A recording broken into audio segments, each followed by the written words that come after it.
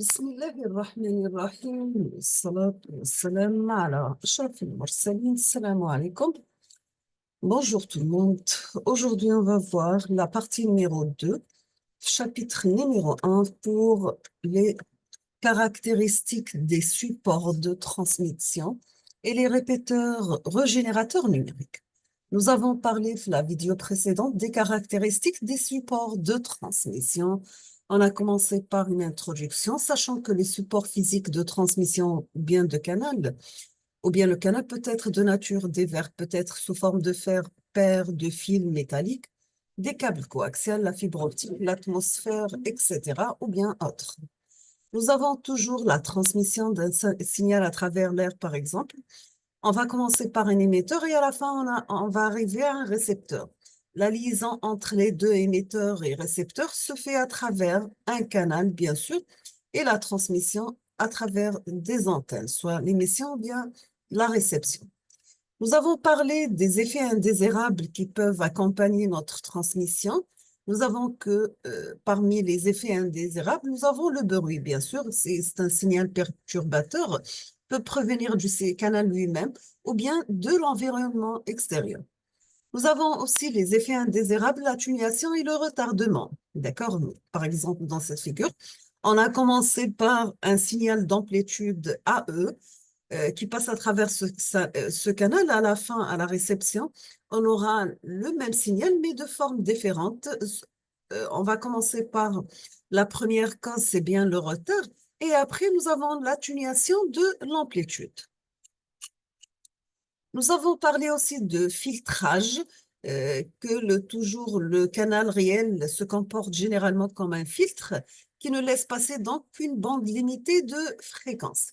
Ici, par exemple, c'est l'illustration du phénomène de filtrage. Donc, nous avons commencé par 1, 2, 3 et 4 signaux. À la réception, nous avons réceptionné que 2 signaux avec un troisième qui n'est pas 100%.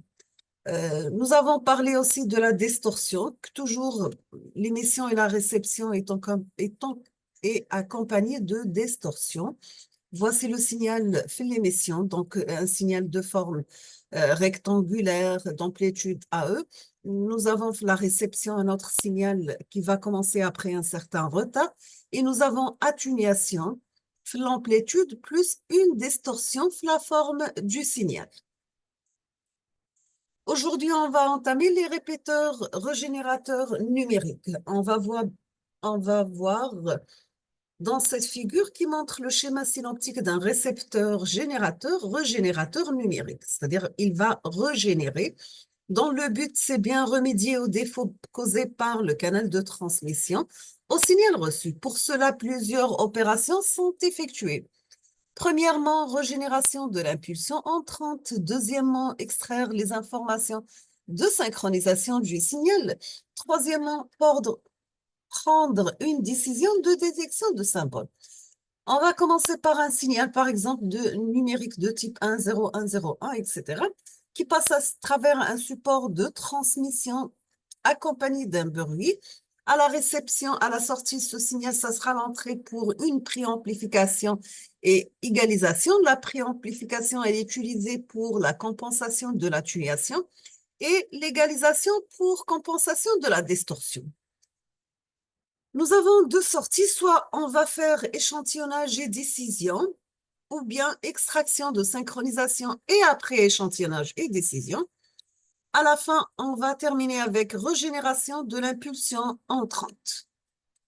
Pour l'égalisation et préamplification, on va commencer par l'égalisation. Quel est le rôle de l'égalisation? Nous avons que la distorsion des impulsions se produit en raison d'un ESI. Donc, c'est la raison principale de la dispersion des impulsions. Et les caractéristiques de l'égalisateur doivent avoir exactement l'inverse du support de transmission, bien sûr.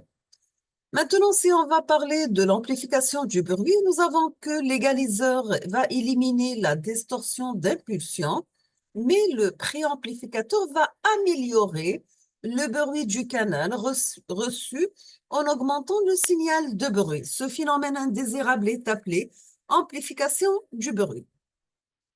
Et nous avons aussi en communication numérique, le récepteur RX n'est pas obligé de recevoir la forme exacte du signal.